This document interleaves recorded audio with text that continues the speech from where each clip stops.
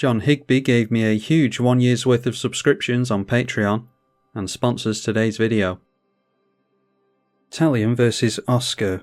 And yeah, it's too slow for my liking. We're on the draw as well, so let's risk a mulligan. And a risk it was. So we'll have to go down 2 cards here. Right, into a 2-lander with some ramp we will keep. Get rid of Mana Drain and Murderous Rider. Okay, draw into the Notion Thief, which should help us refill our hand. Island into Wayfarer's Bulwark, crack that next turn and hopefully takes us into a turn 3 commander. We'll need to see another land. Glaring Spotlight for our opponent. Alright, a Drown in the Lock, so might as well hold that up. Our opponent might go for a Mana Crypt or crack a Fetch or something to put something in the graveyard and make the Drown in the Lock relevant. But instead we see Palantir, and we do not want to have our opponent draw a card, so we'll say no and do some mill. Terramorphic Expanse goes down for our opponent, and a land here would be superb. Instead it is the Midnight Clock, I mean it's mana at least. Temple of the False God will keep our opponent off his commander. Illusionist's Bracers with 2 cards left in hand.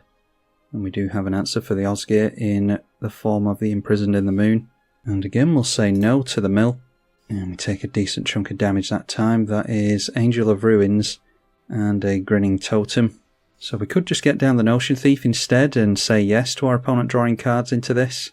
And that will be more consistent than getting down our commander perhaps. So yeah, we'll just pass through like that. Our opponent's only on 2 cards. But we've managed to make Drown in the Lock much more relevant here. A Lotus Bloom. Our opponent's struggling on red mana. So we'll get the Notion Thief into play during the main phase. Still 2 cards in our opponent's hand. And we'll test them on having some removal. Let's see what they could cast here, to be honest. So Palantir is going to draw us cards for the rest of the game as long as the Notion Thief sticks around. And that gets us into Reality Shift. So still not seeing any lands, hopefully here.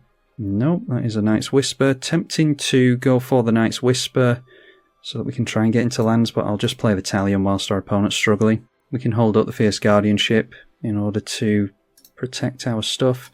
Name 2 on that, and we'll swing in for 3 with the Thief. Swords to Plowshares going on to the Notion Thief. I think that is worth protecting, so we will go for the Fierce Guardianship and continue to take advantage of the Palantir.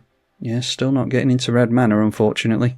So once again we draw a card. This time it's a Thoughtseize, so probably go for the Thoughtseize this turn. Amazingly, haven't got into a land, so I think we should definitely go for the Night's Whisper now. Okay, into a Sol Ring. Are we really going to Demonic Tutor for a land here? I think we will. Catch up on mana while we can. Our opponent's got a decent sum of mana once he gets into a red source. Grab ourselves an Urborg, which will switch on the Temple of the False God, but I don't think that's going to be relevant. And this allows us to cast a Thoughtseize as well. Alright, there's a Smothering Tithe. Our opponent has a Duplicant as well, so yeah, if he gets into another land he'll be able to cast that, but Smothering Tithe will fix his mana. I think we go after the Duplicant there. May regret that because we are looking to draw more cards, but if it gets our opponent back into it, it's not exactly a fair matchup at the moment. 6 damage on our opponent in the red zone. And we need to start holding up Drown in the Lock, really. Osgar had to hold up his white mana for the Swords to Plowshares previously. He might have had the Smothering Tithe ready to go previously. So there it is. Might be worth going Imprisoned in the Moon onto that. Can we go for an enchantment? No, it's just Creature, Land and Planeswalker. Continue to draw additional cards. And our opponent will finally make some red mana. Alright, awesome. There is a Sheoldred, which will be good once we've got the Midnight Clock being triggered. That will gain us a hell of a lot of life. Our opponent's starting to gain a nice chunk of mana, so let's drop ourselves a Sheoldred, and then we can hold up the interaction and maybe go for Mithril Coat if we don't do anything else. Another Petal on the Lotus Bloom, and they draw a card during the draw phase and lose a life, or 2 life. Cracking a treasure and going for the Osgar, so I think countering a spell is fine here.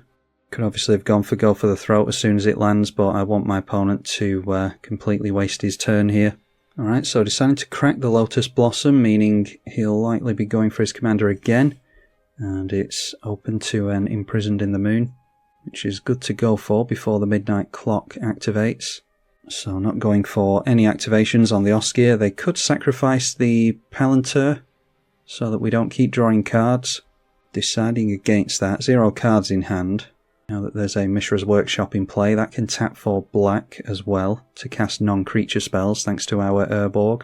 So we gain 2 life, 2 Sheoldred. Our opponent gets a Smothering Tithe again. And we finally get into a land off the top. And a Vamp Tutor. So can maybe set up the combo with the Professor Onyx then. And totally drain our opponent out with a combo. Never got that combo off on the channel before, I don't think, so that could be interesting. Drop the land. That means that we have to go for the Throat now, if we want to do the combo. And does this shuffle? Yeah, we won't be able to make use of Vamp Tutor for the combo with that, unfortunately, thanks to the timing on Midnight Clock, so let's just go for the Imprisoned in the Moon while we've got the chance on Osgar.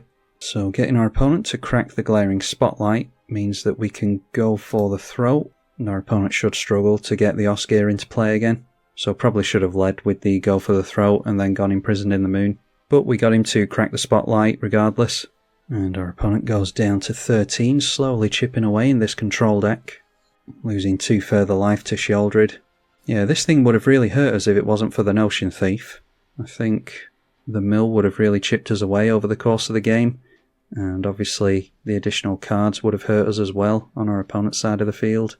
So yeah, Oscar back into play again. Our opponent's not going to be able to stick it, unfortunately. Well, we could leave it in play and go for the Mithril Coat instead, but I don't think it really matters, especially when our opponent's in top deck mode. So we'll see what we draw into first. Could tutor for something in response, but it's too late now anyway. Alright, so that takes us back up to 30. We've got a Murderous Rider, which I will do instead because it doesn't leave a creature behind, unlike the Reality Shift.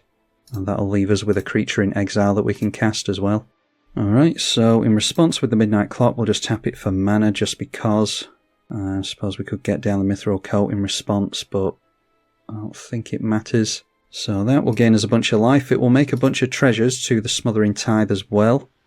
Could go Fact or Fiction with the floating blue mana, might be an idea.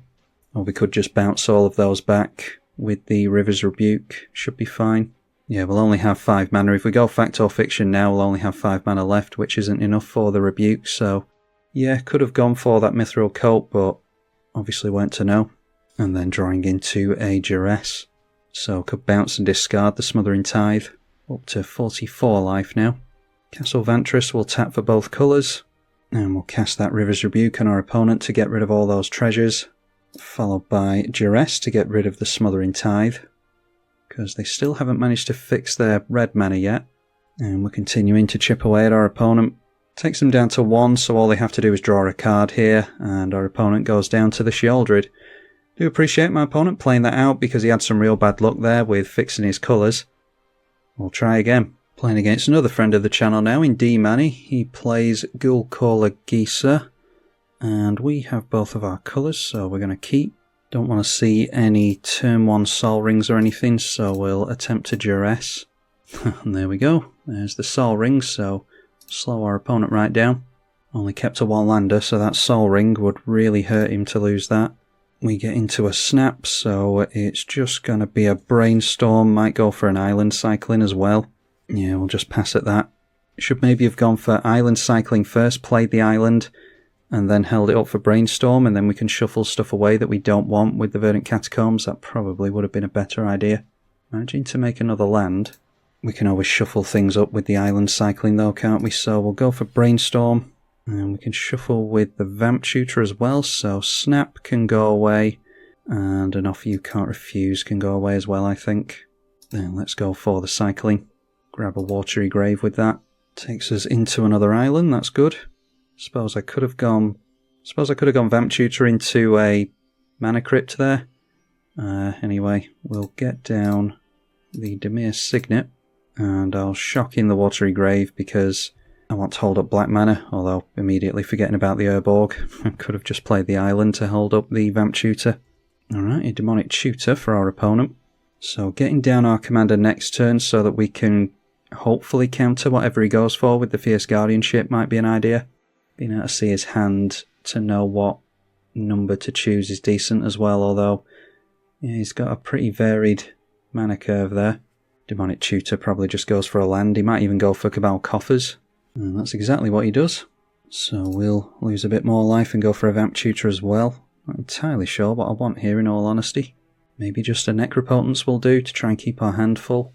So draw into the Necropotence, play the land into our commander.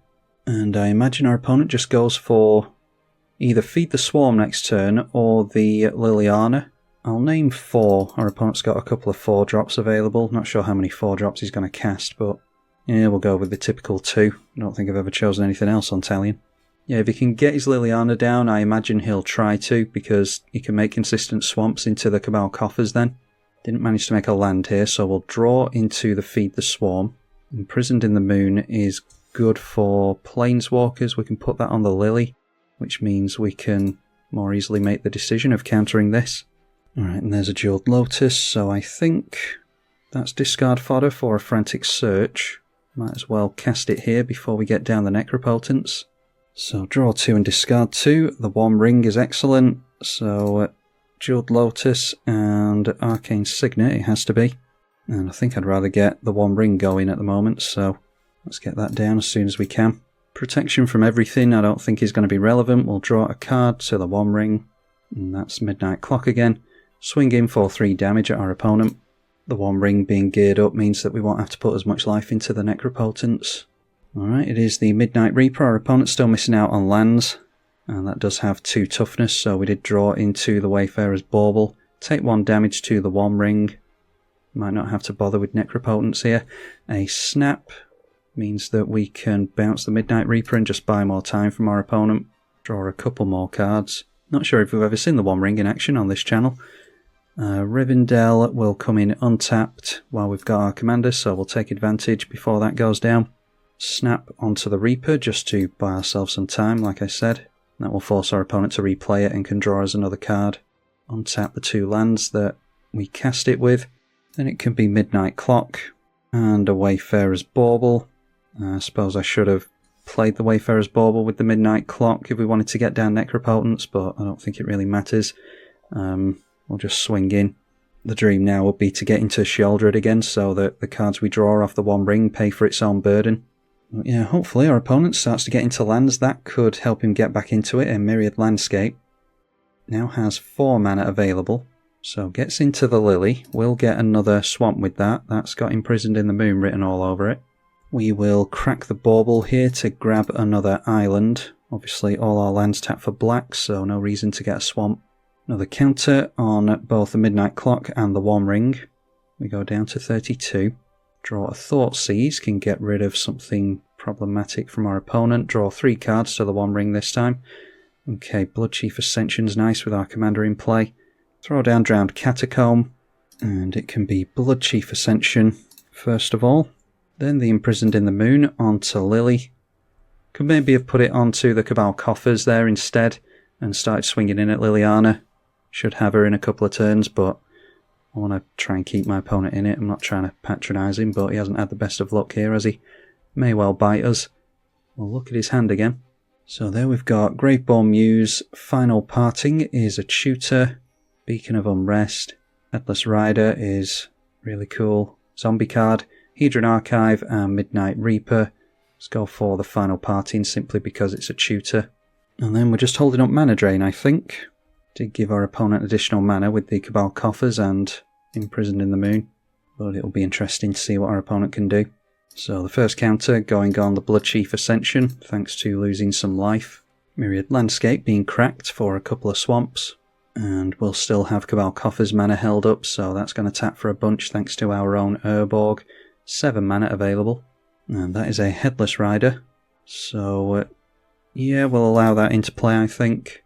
If they play Graveborn Muse, we'll counter that, and they do.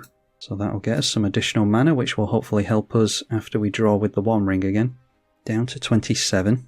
And there is a Brazen Borrower. Get 4 mana from the mana drain. Tap the One Ring again. Alright, and there's a Cyclonic Rift, which I don't think particularly helps us. Infernal Grasp and Night's Whisper. Yeah, we'll just play the Polluted Delta. We can tap it for mana until we're desperate to grab some blue with it. So we'll cycle through the Dimir Signet, play the Night's Whisper. Alright, and into a Notion Thief. Ugin is really cool to get down as well, so I think that's probably the play here. And that will allow us to bolt our opponent if we want to put an enchantment, a counter on the enchantment, but we can do that with our commander obviously. So that goes down, it will leave its only black zombie behind, that it's going to leave behind. And we can still hold up the Notion Thief if we want to get that down on our opponent's turn, so yeah, we'll allow them to swing in with the zombie token, because we do want to get the counters on the Bloodchief Ascension as soon as possible. Can always just bounce the token with the Brazen Borrower, I suppose. Noteworthy that if we had allowed the Graveborn Muse into play, we could have stolen all of the card draw, and they still would have taken the life if we had played the Notion Thief, but obviously didn't see that until it was too late. Our opponent could still go for the Graveborn Muse with the Beacon of Unrest, now making consistent land drops. 8 mana from the Cabal Coffers. Into Crypt Breaker is fine. Into Hedron Archive is fine as well. I don't think our opponent's all that worried about mana at the moment. Okay, Ghoulcaller Geezer instead of the Beacon of Unrest. So maybe bouncing with the Brazen Borrower in order to keep our Ugin, because yeah, they are swinging in towards that, and then we can blow up the Ghoulcaller. So Infernal Grasp onto this, and Petty Theft onto the token. Alright, so leaving the Ghoulcaller Geezer in the bin, may want to reanimate it with the Beacon of Unrest, and that means Graveborn Muse isn't coming back into play, so Notion Thief isn't as good. But if he goes for the Midnight Reaper, that's obviously more damage and card draw into this, so could wait for him to get this down and then play the Thief. And we're going to have the counters on the Bloodchief Ascension now as well, which is good. Not before taking more life to the One Ring though. So we go down to 19, there is a River's Rebuke. Draw to the One Ring again. Alright, and there we are. Torture up, Sheoldred the Apocalypse. There's Feed the Swarm, Toxic Deluge. So we could go Bolt onto the Ghoulcaller Geezer and then Toxic Deluge for 1. Should be fine. We'll deal the damage to our opponent in the air first. Then tick up on Ugin onto the commander. And it's Toxic Deluge for 1, like I said. Ghoulcaller Geezer has 3 damage markers from the Walker, so that plus a debuff will get rid of her. Play a land for the turn. Get down the Sheoldred. We're at 7 cards in hand, so again we'll hold up Fact or Fiction, Notion Thief, the Brazen Borrower, whatever we feel like really. Probably the Brazen Borrower, so we can start landing more damage. We've got our opponent down to just 2 cards in hand, one of which we know what it is. Our opponent loses the first 2 life to the Sheoldred. Tapping down for 8 Cabal Coffers mana. And into Ghoulcaller Geezer again we will allow. And there we see the Midnight Reaper. 2 was named and it again is 2 toughness, so we draw a card. Our opponent loses 2. Getting 2, a cool one in Invoke Despair, not one that you see a lot of. But we will gain 2 life, the more life we gain the better. Well, we've got the One Ring biting at our ankles. See if we can play another creature into this. That is Lord of the Undead, so we'll be able to start fishing things out with that. And again, that is 2 power and 2 toughness, so we draw. And that takes us into more mana in a Mana Crypt. In response, I'll get down the Notion Thief so that we can get pretty close to swinging in for lethal next turn. And if our opponent wants to start sacrificing things to draw cards, he'll not be able to now. So now the One Ring going to deal 5 damage to us. The Midnight Clock is ticking as well. But we'll see what happens with Sheoldred when we've got the One Ring at a decent amount of power. Draw into Narset for more shenanigans like the Notion Thief. Do the One Ring. And there we see a bunch of triggers from Sheoldred because it is card draw, so go up to 31. And there we see the Dreadhorde General, so I think that's a good way to bring it home. Start getting some zombies down ourselves. And we'll just River's Rebuke our opponent so that we can start turning in sideways and ending this. Take our opponent to 18 commander damage and 5 life, which means Ugin is a lightning bolt and the Sheoldred during the draw phase will get our opponent. So yeah, big thank you to D Manny for being a friend of the channel. Can always rely on him to get a full game. We all know how difficult it is to get full games for the channel on Magic Online, so it's always handy when I get to jump on in my spare time and accidentally meet up with some friends of the channel. I appreciate the patrons for supporting me financially as well and allowing me to stick around and keep doing this channel. And finally, I'm tribalkai. Thank you for watching.